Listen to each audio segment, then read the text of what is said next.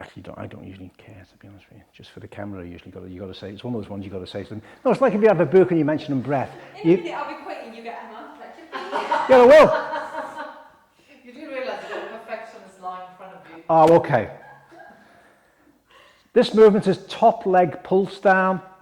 It's sort of a variation on torpedo type move.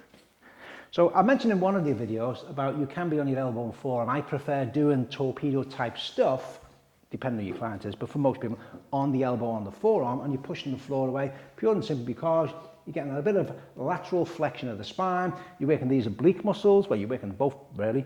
Oblique muscles are working harder, and depending on what exercise you're doing, the glutes have usually got, glute medius has certainly got to work a little bit harder, usually TFL as well, to some degree. More, certainly glute medius mainly. So anyway, the gist of this isn't really to do the basics with you, it's to what does the ring add into this. So again, I like the spine, well, the spine in one neutral position. So here's a question, what about the head? Where do you have your head? Where do you have your head when you do it? Do you do this at all, Emma? I've not got, no. Yeah, it's not meant to keep people out. The reason, again, I'll be honest with you, I'm going off topic a little bit here now, more of a teaching thing. The way it's taught mainly is, the spine. So you've got lateral flexion of the spine, and then you bang on about, and the neck wants to be, is it perpendicular to the shoulders? Yet the rest of the spine isn't. So we're trying to move the spine and mobilise the spine. I actually like having the head that way. Or the other way, but mainly that way most people do it. And purely from the vagal nerve point of view, you're stretching off the vagal nerve. Biggest thing I'm saying that for really is get away from this, that's wrong, you should have your head. You should. It's use of the word should and must. It's not. There's benefit to that. And again, you're mobilising the spine. That's what we're doing in Pilates. What Pilates was all about, just the spine. Move the spine, and you're getting the benefits of that vagal nerve. Anyway, that's enough off tangent stuff. So likewise, in fact, just bring the legs back a little bit more. Just a little bit.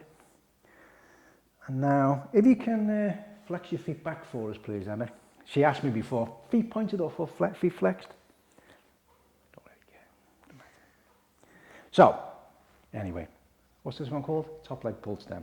So keeping the pelvis as stable as you possibly can, and you're going to keep the, so what you're going to do then, whether you want to do it on a breath in or a breath out, I like to do it on a breath out. Breathe in, as you breathe out, squeeze down. You can either hold it for a full breath out, and then bring it back up on a breath out, on a breath in I should say, or you, as it is called pulse, let's pulse it. Breathe in, as you breathe out, pulse it down and up, or as many as you can do on a breath out. Again, how you use your breath is entirely up to you. This is how I like to do it when I do these. You okay with that one? Carry on then while we talk, that's it. So you asked me a question before. You be your own guinea pig. Relax down, point both feet like mad, point them, and now do it. There you go. Stability. And now flex your feet back more. Does it feel more stable, your feet flex back? It might not, but does it? Yeah. Okay. There's no right or wrong. It's different, that's all. Anyway, what's this adding? What is it adding? Same with the other one really, the leg pulse up, this one leg pulse down. That's offering instability because it can fall, yeah? And something tactile to push against, which usually means, and there's a resistance there that they're pushing, so they're working the adductors big time. You okay with that one? Not working the bottom one too much, to be honest with you, are you? You can put that in a bit more turnout. Again, you can do all sorts of different things. You can alter the position of that, so it's in more of a turnout. Try it. Try that turned out, and try that turned out, and now squeeze down. But your teachers, hopefully you know this anyway, what you're looking for. More temptation, you can see that. Keep that there, keep it under control. Should fire the bum up more. That's why that, because with the foot in that position, your quads are externally rotating the femur, which is the job they should do, amongst a whole host of other muscles in your bum. Sorry, not on your bum there, but there's a whole host of muscles just behind you, which attach to the greater trochanter, your hip there. That's why the impetus to roll it backwards. Yeah, keep it forward, keep it forward, keep it forward. Well, technically you don't move it. I can feel that. Can you feel that fire up?